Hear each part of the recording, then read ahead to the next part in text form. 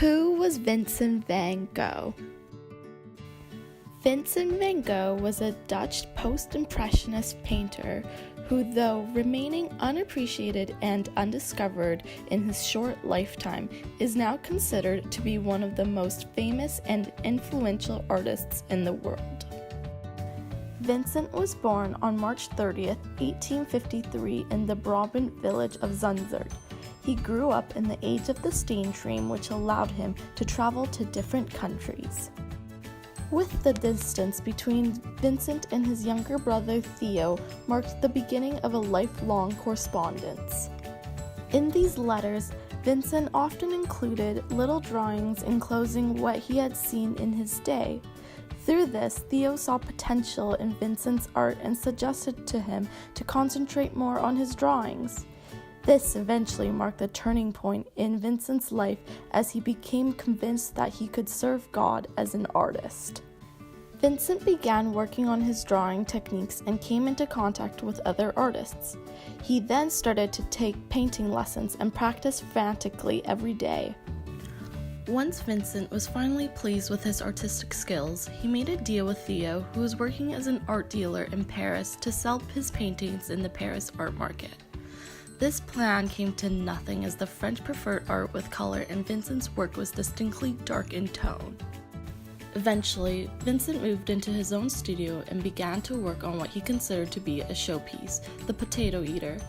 At the time, he was very interested in painting lives of ordinary folks.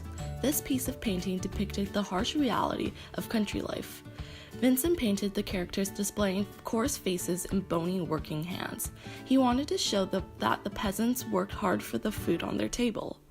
Vincent was very satisfied with the result. However, people were very critical of this painting. They thought the colors were too dark and the figures were full of mistakes. Nowadays, the Potato Eater is one of Van Gogh's most well-known pieces of art.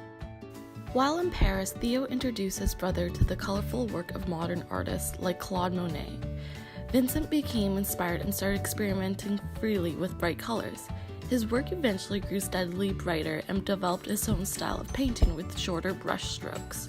Likewise, the themes of his paintings began to change as well. After 2 years of living in Paris, Vincent thought the hustling city was getting too busy for him, and no one was buying his paintings.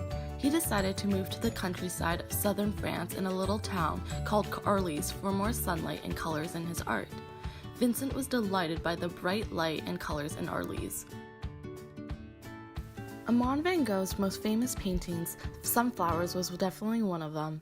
This piece of work was created during his time in Arles. Vincent painted a total of 5 large canvases of sunflowers in a vase using only 3 shades of yellow and nothing else. He wanted to demonstrate that it was possible to create an image with countless variations of a single color. The sunflower paintings communicated gratitude, which is something super significant for Van Gogh. Eventually, he became enthusiastic about the work he was creating.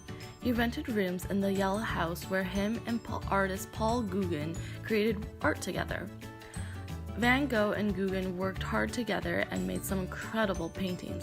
The two artists had very different views on art, which led to a lot of heated discussion. Van Gogh painted life the way he saw it and felt it. This, however, led to tension between the two artists. Vincent began to feel agitated and frustrated when Gauguin threatened to leave. Vincent became super distraught and sliced off his own ear. After this incident, he resumed back to painting but was suffering deeply with his mental health. Fearing of his mental health, Vincent admitted himself into a mental hospital in Saint-Rémy-de-Provence. While he was in the mental hospital, he continued painting and creating new work. In 1890, Vincent painted the almond blossom as a gift for Theo and Theo's wife Jo, who just had a newborn son named Vincent Willem. Van Gogh really enjoyed painting large blossom branches against a blue sky. The almond trees flowering early in the spring made them a symbol of new life. By no surprise, this painting remained closest to the hearts of the Van Gogh family. Eventually, his illness and uncertainty about the future became too much for him to handle. On July 27, 1890, Vincent van Gogh shot himself in the chest with a pistol in a wheat field. Vincent staggered himself back into his room and died 2 days later of his injuries.